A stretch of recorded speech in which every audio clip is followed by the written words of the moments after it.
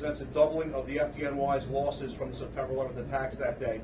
He is the 343rd member of the FDNY to pass after September 11, 2001, a number that matched the 343 firefighters lost in one day in 2001. We mourn his loss, we honor his memory, and for the 686th time related to 9/11, make a promise to never forget both him and his family's sacrifice. I ask all New Yorkers as well as all Americans to pray for his family and of all families of those who were lost on 9/11 and all the families of the people that have been lost in the last 22 years and all those currently suffering from cancers and illnesses related to 9/11 and World Trade Center toxins. In the coming days, we will bury the 343rd member of the FDNY that passed after September 11, 2001. But sadly, he will not be the last. There are thousands of New York City firefighters and other people related to the cleanup that have been diagnosed with cancer, and the number will continue to climb for us without an end in sight. On September 11th, for most people, it's a part of history. For New York City firefighters, it continues to be an ongoing tragedy as we care for our sick and continue to bury our dead. And with that, I'd like to introduce Jim Rose. Good morning, I'm Jim Rose from the Uniform Fire Officers Association. Just to reiterate what Andy had said, only 2 weeks ago we were here commemorating 9/11, closing in on a 343rd victim of the 9/11 illnesses. And unfortunately, it seems that we're only celebrating milestones and anniversaries. And this is a daily tragedy that's affecting this department, it's affecting this city, and it's affecting all those people who either operated, responded, or lived south of Canal Street following 9/11. Think about the ways in which we commemorate other tragedies in America, and most of the time we think about the passing of people who lived through tragic events as some loss of first-hand knowledge of what it was like to experience that tragedy. And so we commemorate those people as they die with that knowledge, because that first-hand account of what occurred will no longer be with us. The difference between those tragedies and this one is we're counting the people who are still suffering from the ills of that day, still suffering from either inadequate protection or false narratives about the quality of the air that was down there on 9/11 and the weeks and months that followed. We certainly have accepted the challenge that's been put in front of us. We are certainly willing to care for our people in the process, and we have certainly done this with dignity the entire time. But we can't do it without the support. We can't do it if the narrative fades into the backdrop, and we certainly can't do it if the funding doesn't come to treat these people who knowingly chose to make this sacrifice, who knew they were being misled when they were told that the air quality was good, and continued to go there every day, not only to save people, to recover people so people would have closure in their lives, but also so that New York and the world could move forward. I don't know what else someone could do for another and then be left behind or forgotten or be told that the bill is too high. I'm not so sure that sacrifice could be any more impactful, and I'm not even sure how someone could say this is a budgetary item or something that has to be negotiated. We asked for over $2 billion last year, we got $600 million. People continue to enroll in the program, people continue to get sick, and people continue to die. If we only rely on 9/11 and the milestones, what is the next milestone we will commemorate that will bring this to the forefront? What will be the next thing? What will be the most tragic thing that will allow us to get together under these circumstances, where people will bring this to the forefront of someone's consciousness to get the federal government to get this support we need? I appreciate all of you to continue to turn out for us and continue to get this message out. And I pray for all that have passed, and I pray for all those who continue to sick and suffer, and hope they have the best recovery possible. Thank you. I'd like to invite TJ Manis up for a few words. Good morning, everyone. Thank you for having me this morning. It's an honor to stand here with Andy, with Jim, with the UFA board and the UFOA board, to be here for this very important call to action. Jim just put it very correctly and appropriately. This is a United States problem. The World Trade Center Health Program must be fully funded. It must be funded so the first responders can get the health the treatment, the continuous monitoring that they need, because this problem, these illnesses are not going away. My firm, Sullivan Payne, has been general counsel for the better part of 40 years for the Firefighters Union, the UFA. To that end, we've represented thousands of first responders who went to 9/11, as Jim and Andy put it, knowing that this could be their death, knowing that the air quality was not what people said it was.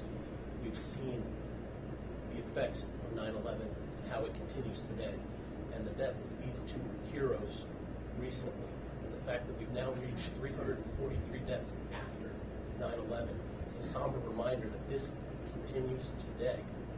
People are still suffering. That's why the funds that Jim referenced are so important. What happens if you're an underfunded World Trade Center health program? You do not have the staffing that you need to make the appointments for each first responder to get timely treatment. If first responders are not properly monitored or not catching the diseases early enough, it could be a difference between life and death. We've seen this happen in the past, and it's simply unacceptable. That's why we stand with the UFA, the UFA-OA, in demanding that the government properly fund this World Trade Center health program, and that we never forget. Thank you. Thank you. I'll now open the floor to any questions.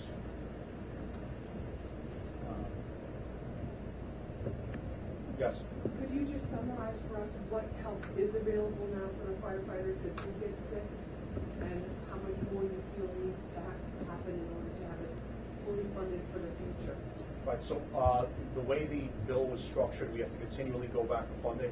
The World Trade Center Health Program estimates their future funding need, and we make a push in Congress to try to get that funding. The last time we went down there looking for approximately $2.6 billion, we came away with $600 million. That money is not just for New York City firefighters. That's for firefighters, police officers, civilians, construction workers, anyone down there. Now, on our end of it, we've done a great job of getting our members enrolled in the programs and getting them the help that they need. But that doesn't mean the funding won't run out, but that also doesn't mean that there aren't a lot of civilians that are having enrolled in the program. So if funding were to decrease, they projected out a couple of years. We're fully funded for a few more years. But as deadlines approach and the funding decreases, they find themselves in a position where they have to start laying off staff. They have to start canceling appointments. They have to stop taking in new people. And every day there's more and more people that are finding out that they've been affected by this coming down with cancers. So we really need to push to get more people to get checked out, but also to get enrolled. And we need to have that funding there to make sure that everyone that was affected by this can get taken care of. And then is there any type of preventive care program or programs for firefighters in advance of them getting really sick? Well, it all starts with the testing. And once you get yourself tested, we can take it from there. But these unions have also recently pushed to have a much more robust cleaning of bunker gear. And we're asking our members to look after their exposures. When they go to a fire, we ask them to go back to the firehouse and decontaminate. And that's to worry about ongoing exposures now. So all of our members, we ask them to be vigilant, get tested, and take care of themselves, get tested regularly. But the members that are on the job now, we ask them to learn from the lessons of the past and take care of themselves now. 90% of firefighters, I'm not sure what percentage of officers on the job today weren't even on for 9/11. And we're seeing some of them getting sick as well. So these are lessons that we learned the hard way, and we're looking to not repeat the same mistakes with the firefighters now, with the exposure to e-bikes and all the new toxins and carcinogens that we're exposed to on a daily basis. So we're not looking to repeat the past, but we're definitely looking to make sure that our members that were affected in the past are taken care of. Could you talk about the illnesses specifically that Mr. Fulco and also he and his youth commander passed away from, and also expand on the unique illnesses that there will be thousands of FDNY members today? Right, I'm not comfortable speaking about someone's personal medical conditions. What I will say is that there are many lung-based cancers, many neurological-based cancers that we're looking to add now. All sorts of lung disease and cancers, skin cancers. What happens is we've made the connections over the years between thyroid cancers and all sorts of cancers to 9/11. And what happens is we have to keep going back and getting cancers added to the 9/11 bill. So there's an entire whole host of cancers and lung illnesses that affect our members. The number of illnesses keeps growing, and the number of people affected keeps growing. But as this is one of the reasons why that it's necessary to get all the documents related to what the city knew when. It helps, if we find out what they knew at that point in time, it helps us to make the connections to get new cancers added, because certain chemical compounds and certain carcinogens down there, once we can fully prove that they were down there, we can then help make the link between new cancers and new illnesses, how we're finding. So this is why even all these years later, there is this push to get documents from what we knew then. Because we all know the air was unsafe and the conditions were unsafe, but having that exact information helps make the bridge between our members that are suffering from new diseases and the fact that it's a direct correlation to what was down there. Can you talk about maybe like the psychological or emotional effects on your membership and on firefighters of passing a milestone like this and kind of seeing these deaths and these illnesses over time? Well, right now, I believe we're somewhere around 6% of every firefighter that was working that day has now passed either on that day or after that day. For members such as myself and members on this board that have lived through that experience, every time we see someone pass away, we grieve for that family, we do everything we can for them, but we know that we're only we're one bad medical away from being told our time clock is ticking, and we've got to take care of ourselves and hopefully survive it. But 3,000 members out of approximately the department has 16,000 members are currently sick with the World Trade Center cancer. That's a staggering number, and unfortunately, the deaths will continue. There's just no stopping it. But we do have to do what we must to see to it that members get the care that they need to survive this. 3,000 sick. How many responded to Ground Zero and the surrounding area in the whole period? I would say in the year after 9/11, there wasn't a single New York City firefighter that wasn't down there, at some point in time during the recovery. On that day, on any given day, there's 2,200 firefighters working. Most of them made their way down there during that day, except for the ones that stayed in the local areas. But basically, we believe almost everyone on the job was exposed at that time. And the total size of the department at that time? 16, 17,000. That's firefighters, officers, and EMS as well. The vast majority, were exposed. It was an ongoing effort for 1 year. They were cycling us out in 1 month increments to the recovery effort. So most firefighters made it down there for a length of time, which would create exposure. Can we get your response to the commissioner's statement saying that the department will never forget, and it is, quote, our legacy and our promise to never forget and keep fighting for firefighters? A response? From the commissioner. Well, it's a totally appropriate statement. It's a statement that we all feel. That those of us that were there made the promise that day. I said all New Yorkers and all Americans, and we continue to fight. As you see us time and time again going down to Washington to get the funding. Unfortunately, sometimes you have to bring sick members with us for their last trips, and it is a promise that was made by many. And I'm glad that obviously the Fire Commission would make the same promise as we do to never forget and continue to work for the sick in our time. The department does a phenomenal job. Looking after our family members that are sick, the family of the sick, and those that have passed. And I commend the efforts. This is not about the efforts of the fire department. They have always been top notch. We are a family. We take care of our family. But sometimes, unfortunately, we've got to go down to Washington and remind everyone else that they also made a promise. And can you just talk more about Robert Fulco, this person, and Hilda Bonata as people? And maybe talk about how these numbers, this 343, is more than just a number, but it's really people. Absolutely. I didn't want to go into depth about the personal, personal details of firefighter Fulco. He was hired in 1977, retired in 2002, resided in Brooklyn, and his life and his retirement was cut short due to his time working for this department, working for this city. That story is very, has similarities and differences from everyone that has passed away. We've had friends that have passed in their 40s, recently married, young kids, and some firefighters are grandfathers at this point in time. It's 22 years later. Everyone's life is precious, and when it's cut short, it leaves a huge hole that didn't have to happen. And we do our best to fill it, and we also do our best to make sure that we stop as many of our members from going down that road as possible. And we know it's not possible. Just like it's not possible to stop fire-related deaths in New York City, but we do everything we can to keep those numbers down as low as we can. It's a promise we made to the city, now it's a promise we made to our own members. And can you just speak in general for the members that are currently sick, knowing that the fund, the health fund, has to be renewed every couple of years or when the money starts to run out or whatever, what kind of pressures does that put on these families?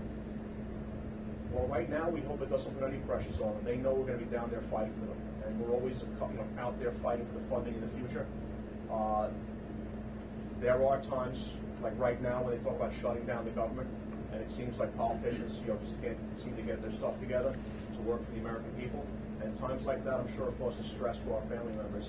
But they know we're out there fighting for them. We know we're holding everyone's feet to the fire, and I hope they have the full faith in us to see to it that they will be cared for, because we will do everything we can to make sure it happens. But I would hope that they would not feel the financial pressures of dealing with someone with a fatal illness, because we are getting that job done. They're dealing with enough already, which is why we work so hard to see to it that we can care for them financially. Any more questions? I just ask one more thing. Sure. We have, New York City has the top hospitals and top medical schools in the country. Are there any of the institutions here that are doing studies about these illnesses that your members have had? Well, the department is constantly doing ongoing studies. Right now, I believe ALS. Right, we're working on ALS and neurological disorders to link them to 9/11. And Dr. Razant is also making that presentation. He feels that there have been enough members that have been affected by this, that there is a correlation. Sadly, we believe many members had ALS and neurological disorders, but they had passed from other cancers before that could be proven. But based on symptoms, we feel that these members were affected.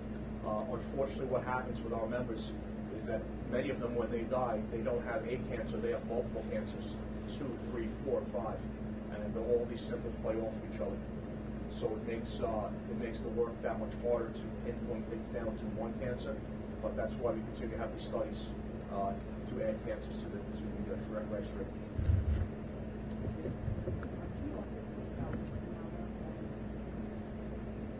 Well, she was in the MT. I don't recall what point in time she retired. I'm not prepared to speak on individuals on their actual passings. Everyone that passed was important, but she passed in the last 2 weeks. The department is averaging 3 or 4 members a month passing from 9/11 related illnesses, between 40 and 50 a year. Just last weekend, we were in Colorado for the IAFF Memorial Service, and that service, because they canceled one during COVID, they would put firefighters on the memorial wall that had passed in the last 2 years, in 2021 and 2022. They added 575 names to the wall for firefighters from the United States and Canada. 70 of those firefighters were New York City firefighters, most of which had died from 9/11 related illnesses.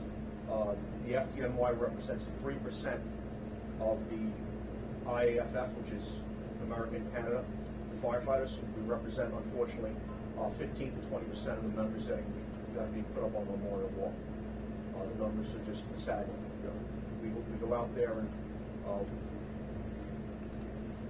it seems like it's a New York event because there's so many of us out there, but it's actually a national and international event. Any other questions?